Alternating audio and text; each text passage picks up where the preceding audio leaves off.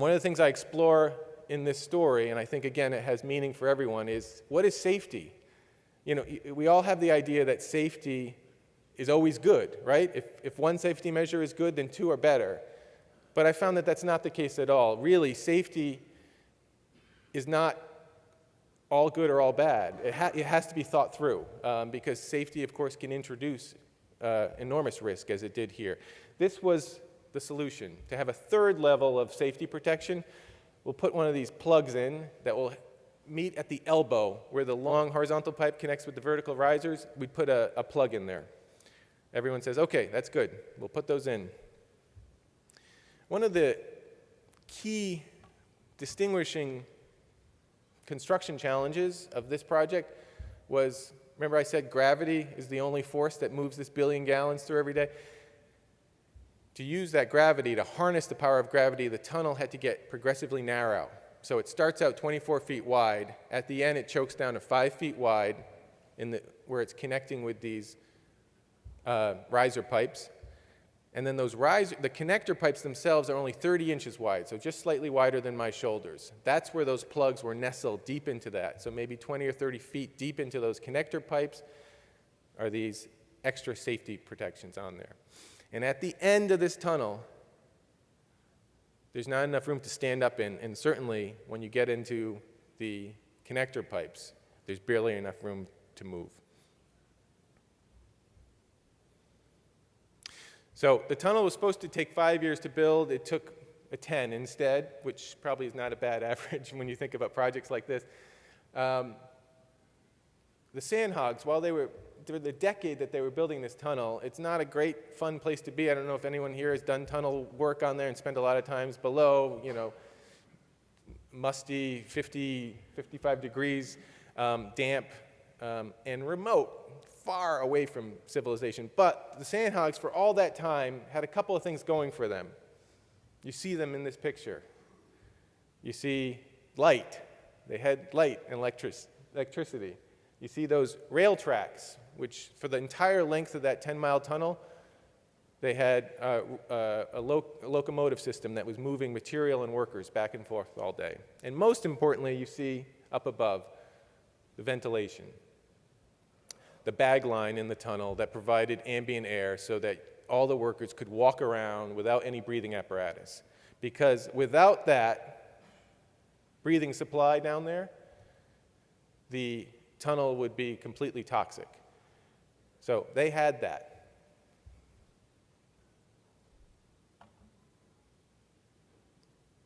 But for reasons that I spent years trying to figure out, they removed all the life support in the tunnel. So they took out those rail lines. They took out all the electrical and the infrastructure around that. And most importantly, they ripped out the ventilation line. But what they left in were those 55 safety plugs, that third level of protection. And the whole tunnel wouldn't work. You had stoppers at the end of this massive project. The whole multi-billion-dollar Boston Harbor cleanup project could not go forward until they removed those plugs, that extra layer of safety protection. So what I explore in the story is how this could come about. Now, one just quick reference point, because you can forget where you are on this, so I often needed to remind myself of just how exotic and remote this was.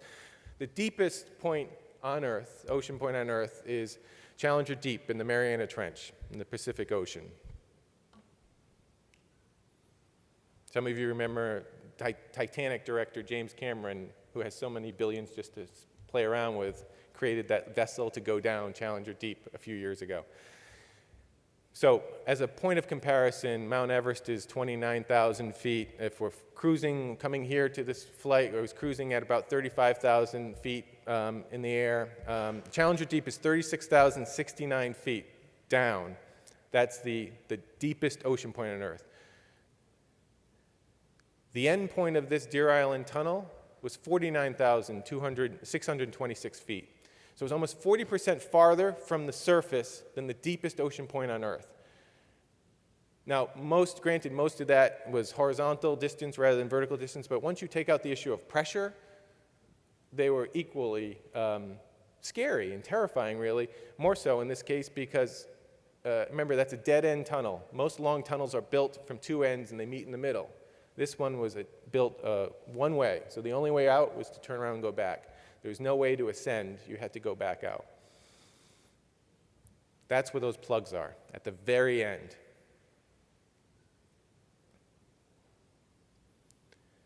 And again, imagine just, as I spent 5 years on this, and every time I started to think about how remote that location was, my chest would tighten a little bit, because here it was underneath, hundreds of feet below the ocean floor, deep into the bedrock, completely pitch black, completely starved of oxygen, and down to 30 inches wide. It's the most claustrophobic-inducing kind of scene I think you can imagine. And this, they had to send people to go get those plugs out. So who do they send? And how do these smart people make really smart people? I mean, these, again, were the best and the brightest. Some of the people who worked on this were the best in the world. The lead contractor had done more of the more miles of the U.S. interstate system than anyone else, had done projects all around the world, said this was the most challenging tunnel they'd ever built when they tackled it, because no one had tried something this remote. But so best and the brightest, they make a series of good decisions for a decade, and then at the end make this colossal mistake. How does that happen? To me, that's much more interesting than one big screw-up. It's how do good people make bad decisions, and how does that organizational behavior happen? And we see it in our day-to-day. You see it if you go to the hospital and how the things work and the organizational behavior, and how you see it in your office places, I'm sure. This whole idea of dysfunction. In this case, these best and the brightest had spent a decade working together, but by the end of that project, maybe some of you have been on a project like this, it's a toxic environment. There's zero trust across the table from the various parties. So in this case, you had the contractor, the construction manager, the project manager, and the owner. And no one could get along. And there were some alliances within that, but basically everyone felt they'd been screwed by someone else at some point in this long process, and people were having like a line in the sand. We're not going to get screwed again. We're not going to sign off on a change order that's going to hold us with much more risk. So we're going to push that risk onto everyone else. That's the environment where disaster can happen. So who to send in for these plugs? They had sandhogs who were working in the tunnel for a decade, but that was a non-starter because they don't bring in their own breathing air. They're used to having air supplied, mechanical ventilation as it's called. So they turned to commercial divers. Now, commercial divers, I didn't know much about this before spending time on this project. It's a pretty small group. There's only a couple thousand full-time commercial divers in this country. Most of them work in the Gulf on oil rigs. They kind of have a little bit of a cowboy culture. They'll take on difficult jobs, a sort of a hard-charging lifestyle. They put this out to bid for a couple of dive companies to bid on this job to finish the job, to get the plugs out. Several established dive companies took one look and said, no thanks, sorry, we're out. Only two companies ended up bidding on this, two very small companies, that were entirely dependent on the general contractor for much of their work. So that got into the whole idea of trying to please your rainmaker client. So they ended up putting these two teams together, one from Spokane, Washington, and one from New Hampshire. And they put these two teams together. So these are the 5 members of the team: Billy, Tim, Riggs, Hoss, and DJ. And one of the things that was important to me was for these guys not to be cardboard characters, for them to come to life, that these are individuals and very different individuals. Tim is a Texan who loves on every job. It's not a complete job until he gets to go to a gun show and buy some guns, often with Hoss on the bottom. But he's also an animal lover, so he doesn't hunt. In fact, he creates this elaborate pulley system to feed the baby raccoons in his house at home.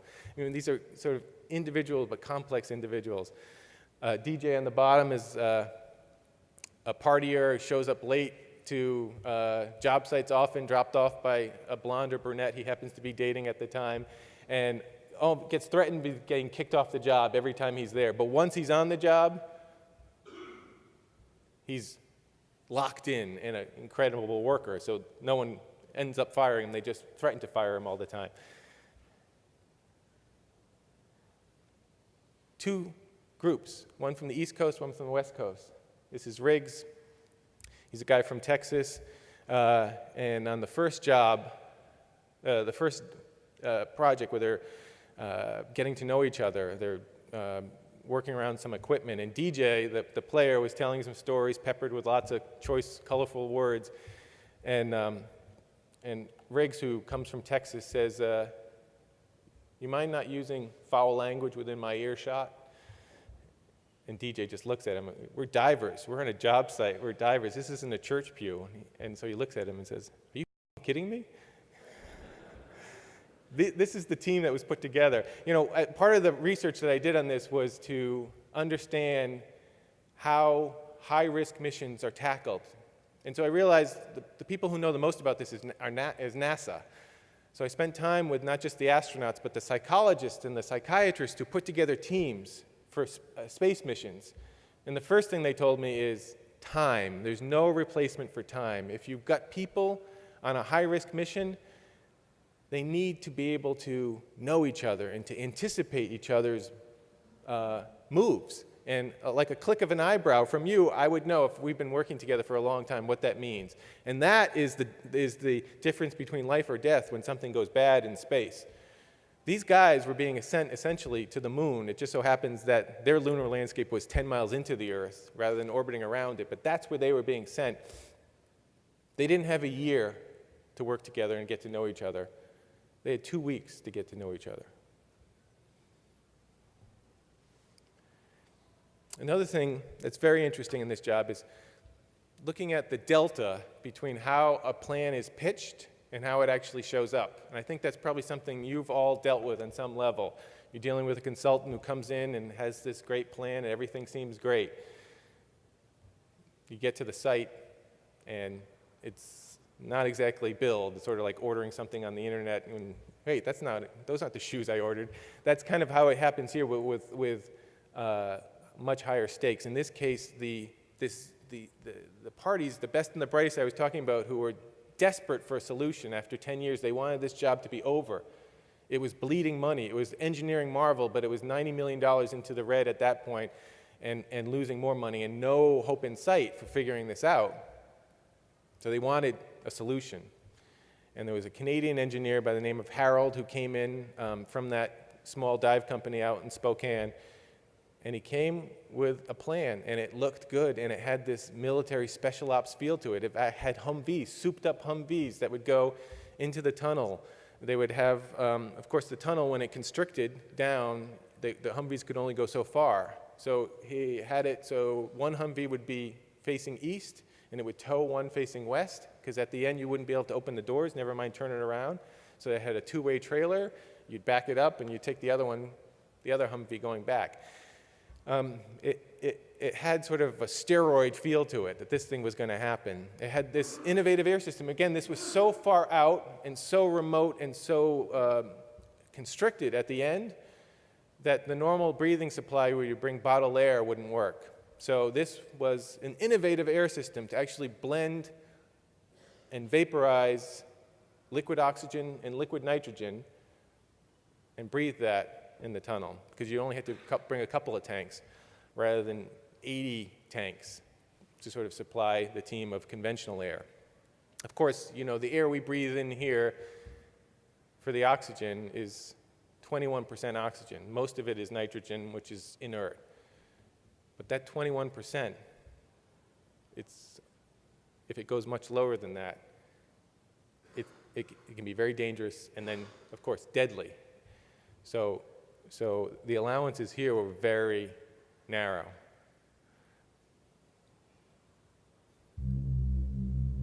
This gives some footage while there were still utilities in the tunnel of what it looked like.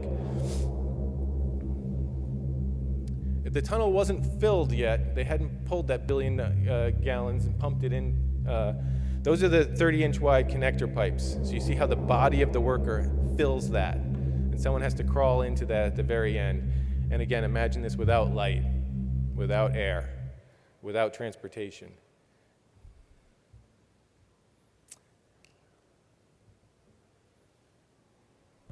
So how does it actually turn out?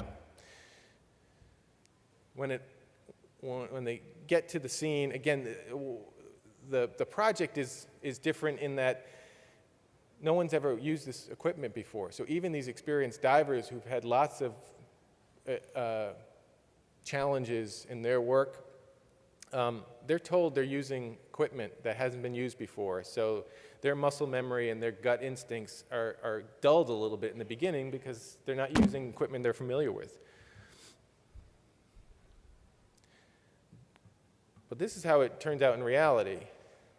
As one of the investigators told me later on, it looked like an 8th grade science project gone wrong. This was a multi-billion-dollar project, again, with some of the best in the world, and it was ending with this.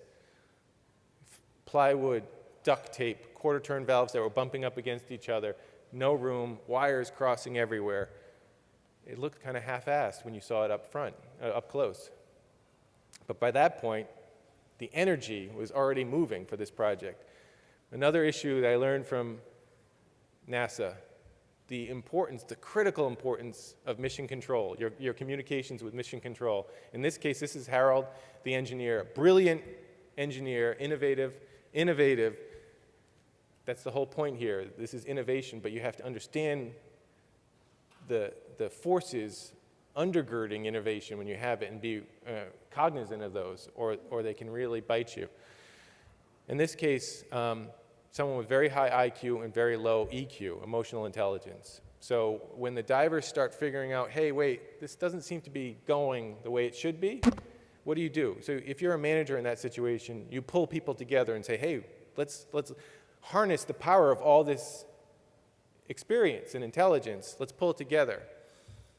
If you're not, if you have low emotional intelligence, you say things like, it's above your pay grade, just do what you're told. It's all been worked out, this is all approved, which is what Harold did. So that not only do you lose the potential knowledge base from tapping all those experienced workers, but you almost guarantee that you're not going to get any good communications from them anymore. They're going to see something and they're going to think there's no point in telling their manager. The team goes into the tunnel 2 days, Monday and Tuesday. Each day something goes very wrong and they have to abort the job and come back or move to backup emergency supplies. And now the divers are getting very concerned, threatening to walk off the job. But they are now put in this position where if they walk off the job and other divers stay on, do they feel as though something happens, that kind of guilt that they would have? Then there's the other issue of, as those of you probably have seen on jobs you've managed or been aware of, there's sometimes just kinks, early kinks in a job, and you have to try to figure out what are early kinks and it's just working its way out, and what are fundamental flaws with our game plan here. And there's still a little bit there. As concerned as the divers are, there's still a little bit of that. And on Wednesday morning in July of 1999, they head in, and interestingly, things go better than they've gone on either of the previous 2 days. The muscle memory is kicking in. The ops are smoother, and the divers are thinking, well, maybe this is going to be okay.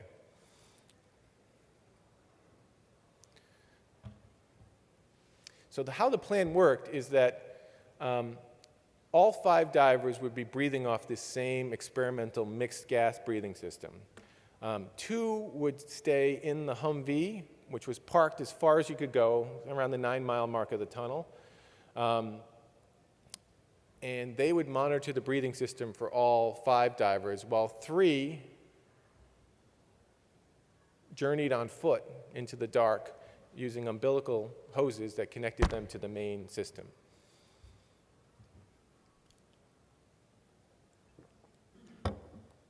That's the two-way trailer in between. As I said, the tunnel wasn't filled yet, but it had standing water. In some places, 3 feet of standing water, in some places less. So you couldn't drive very fast in the tunnel.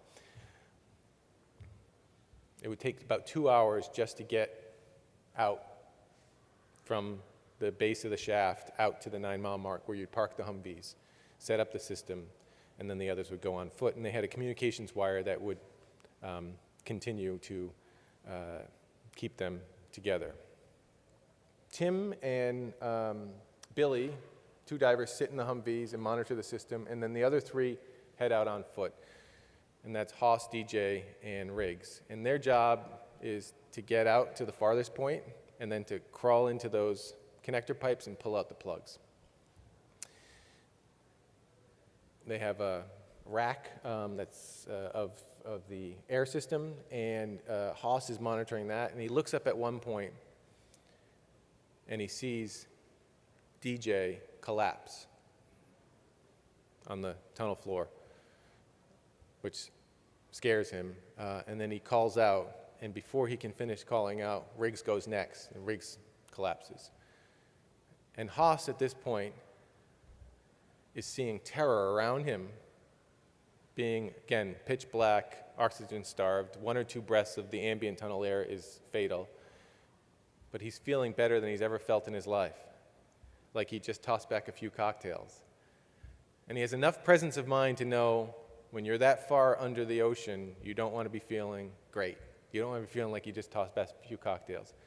So he reaches for the comm wire and gets Tim back in the Humvee and said, "What's the oxygen percentage?" Knowing that anything below 19% is trouble.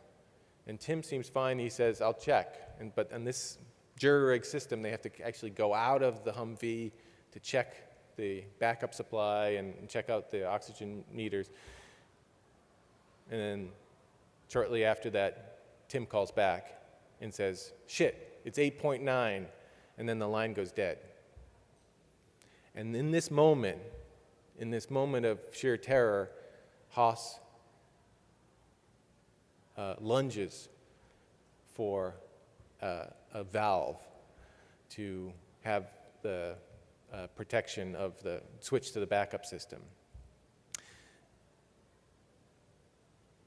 This, again, is, for me, when I talk about the chest tightening, no matter how many times I dealt with this, the idea of everything going bad in such a remote, scary, terrifying place is almost unimaginable. And now the divers have to figure out if they're going to make it out alive, because they're at the farthest end of the tunnel, and who's going to make it out alive.